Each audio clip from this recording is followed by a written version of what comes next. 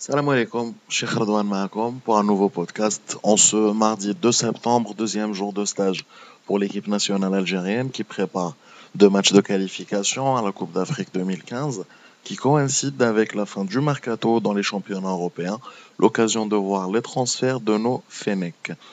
Alors, petit tour d'horizon, pour ceux qui n'ont pas suivi les déplacements, on a Saïd Belkalem et Karl Medjani à Trabzonspor.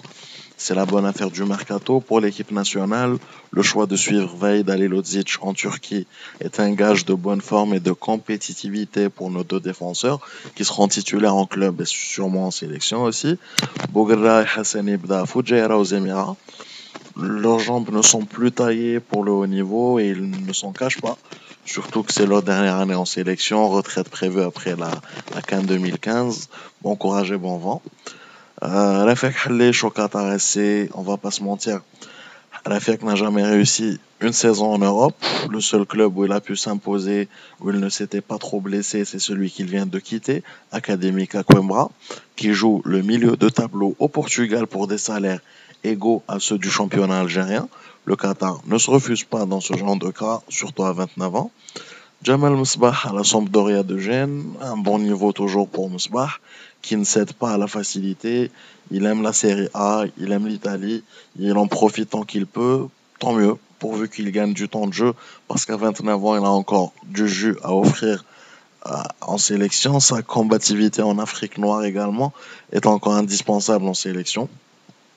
Taider, 20 jours à Southampton, puis à Sassuolo pour une année. Joueur surcoté ou joueur mal compris.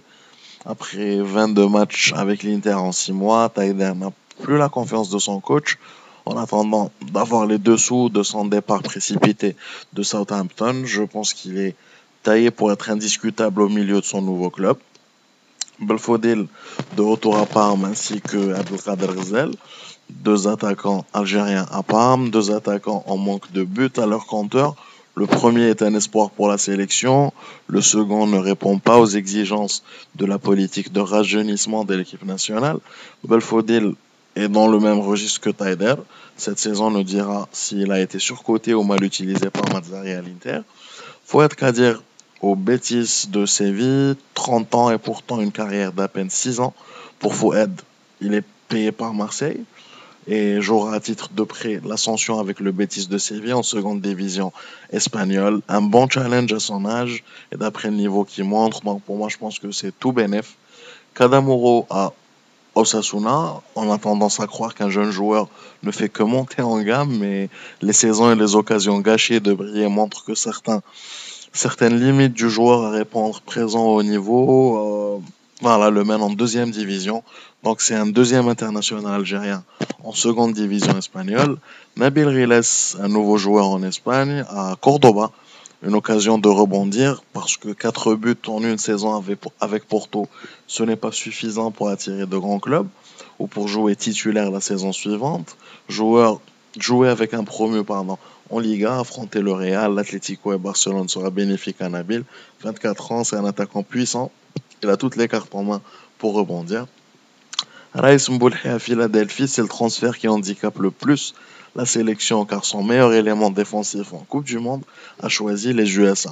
La Major League Soccer se joue de mars à novembre et se trouve à une journée d'avion d'Alger et d'Afrique en général, donc l'état de forme qu'affiche Mboulhi me laisse personnellement perplexe. Mehdi Mostefa à Lorient, une consécration pour un joueur qui a signé à Ajaccio parce qu'il était libre, jusqu'à en devenir le capitaine. La Ligue 1 avec l'un des clubs les plus réguliers en France pour se relancer ou pour finir sa carrière, vu que Mehdi a 30 ans, est une bonne affaire pour les deux parties à mon avis. Et bien sûr, le meilleur transfert pour clore la liste, c'est Yacine Brahimi à Porto en taille patron, qui se met tous les fans, tous les joueurs, tous les dirigeants dans la poche avec ses prestations, avec une clause libératoire de 50 millions d'euros et un groupe facile en Ligue des Champions. Moi, je lance les paris.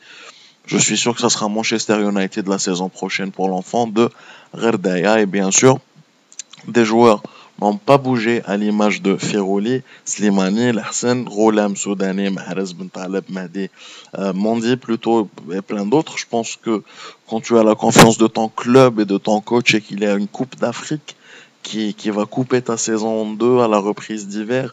Moi, je pense que le mieux, c'est de choisir l'option de stabilité et ne pas prendre de risques avec un nouveau club. À la prochaine.